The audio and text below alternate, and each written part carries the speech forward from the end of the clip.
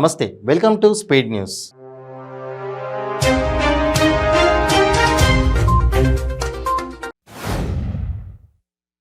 అకాల వర్షాలు, వడగండ్ల కారణంగా పంటలు దెబ్బతిన్న రైతులను ఆదుకుంటామని తెలంగాణ ముఖ్యమంత్రి కేసీఆర్ పేర్కొన్నారు. పంట నష్టపోయిన రైతులకు ఎకరాకు 10,000 రూపాయల చొప్పున పరిహారం చెల్లిస్తామని ప్రకటించారు. TPCC chief Revanth Reddy SIT విచారణ ముగిసింది. గంట పాటు రేవంత్ను సిట్ విచారించింది. టీఎస్పీఎస్సీ పేపర్ లీకేజీకి సంబంధించి తన వద్ద ఉన్న ఆధారాలను సిట్ అధికారులకు రేవంత్ అందజేశారు. ముషీరాబాద్లో నెలకొన్న డ్రైనేజీ సమస్యలను పరిష్కరించాలని కోరుతూ చిలకలగూడ వాటర్ వర్క్స్ కార్యాలయం వద్ద స్థానిక బీజేపీ కార్పొరేటర్ సుప్రియా నవీన్ గౌడ్ స్థానికులతో కలిసి నిరసన దీక్ష చేపట్టారు. రాహుల్ సిప్లిగంజ్కు మంత్రి తలసాని శుభాకాంక్షలు తెలియజేశారు. ఆస్కార్ అవార్డు పొందిన తర్వాత నగరానికి వచ్చిన రాహుల్ సిప్లిగంజ్ మంత్రి తలసాని శ్రీనివాస్ యాదవ్ను మర్యాదపూర్వకంగా కలిశారు. రాహుల్కు శాల్వా కప్పి శుభాకాంక్షలు తెలియజేశారు.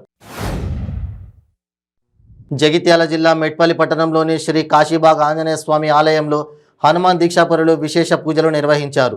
ఆలయ అర్చకులు విధిమౌలి మదన్ శర్మ ఆధ్వర్యంలో ఆంజనేయ స్వామికి పంచామృతాలతో అభిషేకాలు చేసి ధూపదీప నైవేద్యాలు సమర్పించారు.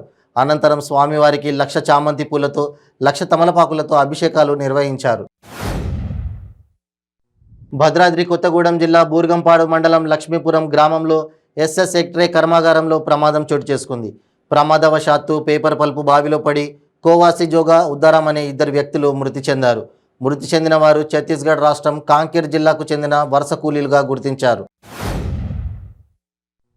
డాక్టర్ బిఆర్ అంబేద్కర్ కోనసీమ జిల్లా ముమ్మిడివరం నియోజకవర్గం తొండంగి మండలం శృంగవృక్షం గ్రామంలో దళిత యువకుడిని హత్య చేసి దళితులపై దాడికి పాల్పడిన వైసీపీ నాయకులపై కఠిన చర్యలు తీసుకోవాలని డిమాండ్ చేస్తూ ముమ్మిడివరం తహసీల్దార్ కార్యాలయం ఎదుట కేవీపీఎస్ ఆధ్వర్యంలో నిరసనకు దిగారు. ములుగు జిల్లాలో 3 రోజుల క్రితం కురిసిన వడగండ్ల వర్షానికి నష్టపోయిన ములుగు జిల్లా వరి, మిర్చి, మామిడి రైతులకు నష్టపరిహారం చెల్లించాలని మాజీ మంత్రి అజ్మీరా చందులాల్ తనయుడు, ములుగు వ్యవసాయ కమిటీ మాజీ చైర్మన్ డాక్టర్ అజ్మీరా ప్రహ్లాద్ ములుగు జిల్లా కలెక్టర్కు వినతి పత్రం అందించడం జరిగింది. భార్యాభర్తల మధ్య గొడవల కారణంగా కొత్తపేట చౌరస్తాలో సురేష్ అనే వ్యక్తి ఒంటిపై పెట్రోల్ పోసుకొని ఆత్మహత్య యత్నం చేశాడు. సమాచారం అందుకున్న సరూర్ నగర్ పోలీసులు వైద్య చికిత్స నిమిత్తం 108 ద్వారా ఉస్మానియా ఆసుపత్రికి తరలించి కేసు నమోదు చేసుకుని దర్యాప్తు చేపట్టడం జరిగింది. సంగారెడ్డి జిల్లా కోహీర్ మండలం మాచిరెడ్డిపల్లిలో విషాదం నెలకొంది. భార్యాభర్తల గొడవలో 1.5 పాప వైష్ణవి అనుమానాస్పద స్థితిలో మృతి చెందింది. భర్త, అత్త వేధింపులపై సర్పంచ్కి ఫిర్యాదు చేసేందుకు వెళ్లి వచ్చేలోపు 15 నెలల కూతురు వైష్ణవి మృతి చెందడం పట్ల తల్లి భాగ్యలక్ష్మి అనుమానం వ్యక్తం చేస్తోంది. నెల్లూరు జిల్లా కోవూరు మండల పరిధిలోని పడుగుపాడు శివాలయం వద్ద ఘోర రోడ్డు ప్రమాదం జరిగింది. నేషనల్ హైవేపై చెన్నై వైపు నుండి కాటన్ లోడ్తో వెళ్తున్న లారీ ముందు ఉన్న మరో లారీని అతివేగంగా ఢీకొట్టింది. ఈ ప్రమాదంలో చెన్నైకి చెందిన లారీ డ్రైవర్, క్లీనర్ లారీ క్యాబిన్లో ఇరుక్కొని అక్కడికక్కడే మృతి చెందారు. ఏలూరు జిల్లా నూజివీడు మండలం గొల్లపల్లి గ్రామంలోని శ్రీ రఘునాథస్వామి ఆలయ కార్యనిర్వహణ అధికారి కార్యాలయానికి గుర్తు తెలియని వ్యక్తులు నిప్పు పెట్టారు.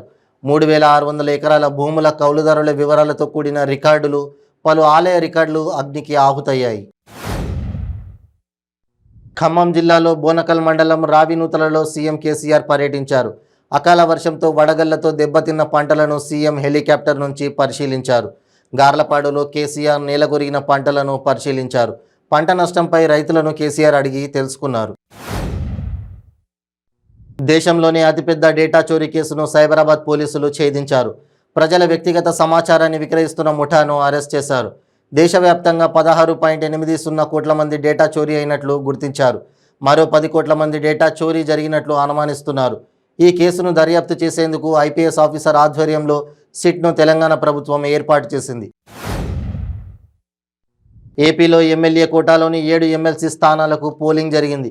ఈ సందర్భంగా YCP rebel MLA Kotamreddy Sridhar Reddy తన ఓటు హక్కును వినియోగించుకున్నారు. అనంతరం ఆయన మీడియాతో మాట్లాడుతూ ఆత్మ ప్రబోధానుసారం ఓటు వేశానని అన్నారు. విజయవాడ నగరంలోని పలు ప్రాంతాలలో ఒక మాదిరి నుంచి భారీ వర్షం కురుస్తోంది. చుంటుగుంటలో కురిసిన వర్షానికి రోడ్లు జలమయమయ్యాయి.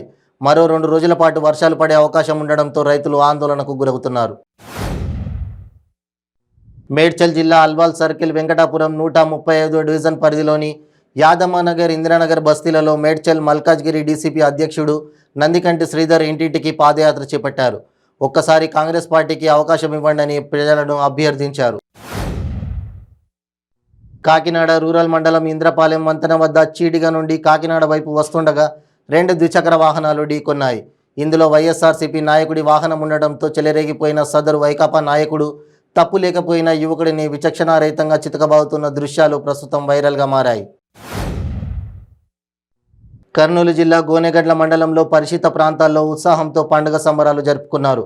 ముఖ్యంగా గోనెగండ్లలో సంత బజారులో ఉన్న శ్రీ సీతారామయ్య స్వామి ఆంజనేయ స్వామి దేవాలయం దగ్గర నుండి రంగుల పండుగను భక్తులు ప్రజలు ఘనంగా ఉగాది సంబరాలలో మునిగితేరారు. ప్రజా సమస్యల పరిష్కారం కోసం క్రింది స్థాయిలో పరిస్థితులు తెలుసుకునేందుకు ఆత్మీయ సమ్మేళనం నిర్వహిస్తున్నామని ప్రభుత్వ విప్ షేర్లింగంపల్లి శాసనసభ్యులు గాంధీ అన్నారు. మంత్రి కేటీఆర్ పిలుపు మేరకు నియోజకవర్గంలో మొట్టమొదటిసారిగా హైదర్నగర్ డివిజన్లో కార్పొరేటర్ నార్నే శ్రీనివాసరావు ఆధ్వర్యంలో టీఆర్ఎస్ పార్టీ ఆత్మీయ సమ్మేళన కార్యక్రమాన్ని నిర్వహించారు. వికారాబాద్ జిల్లా పరిగి పట్టణంలోని అమరవీరుల చౌరస్తా నుండి అంబేద్కర్ విగ్రహం వరకు భారీ ర్యాలీ నిర్వహించారు జర్నలిస్టులు. తెలంగాణ రాష్ట్రంలో జర్నలిస్టులపై జరుగుతున్న దాడులకు నిరసనగా ఈ ర్యాలీని నిర్వహించారు. జర్నలిస్టులపై దాడులతో పాటు అరెస్టులకు నిరసనగా పరిగి నియోజకవర్గం జర్నలిస్ట్ సంఘం ఆధ్వర్యంలో ఈ ర్యాలీని నిర్వహించారు. విజయవాడలో దోమలపై అధికారులు యుద్ధం ప్రకటించారు. బెజవాడలో సాంకేతిక పరిజ్ఞానంతో ఎంఎల్ ఆయిల్ పిచికారీ చేయిస్తున్నారు. విజయవాడ నగరంలో రోజురోజుకి పెరుగుతున్న మలేరియా, డెంగ్యూ, టైఫాయిడ్ వంటి జ్వరాలకు అధికారులు వణికిపోతున్నారు. బీఆర్ఎస్ అధ్యక్షుడు కేసీఆర్ నాయకత్వం ఆంధ్ర రాష్ట్రానికి అవసరమని ఆ పార్టీ నాయకులు జగన్ మురారి అన్నారు. విశాఖలో మీడియా సమావేశంలో ఆయన మాట్లాడుతూ బీఆర్ఎస్ ఆంధ్రప్రదేశ్ నాయకుడిగా ఖచ్చితంగా ఆంధ్ర ప్రయోజనాల కోసం మాత్రమే పనిచేస్తానని, స్వార్థ రాజకీయ నాయకుడిగా ఉండనని ఆయన అన్నారు.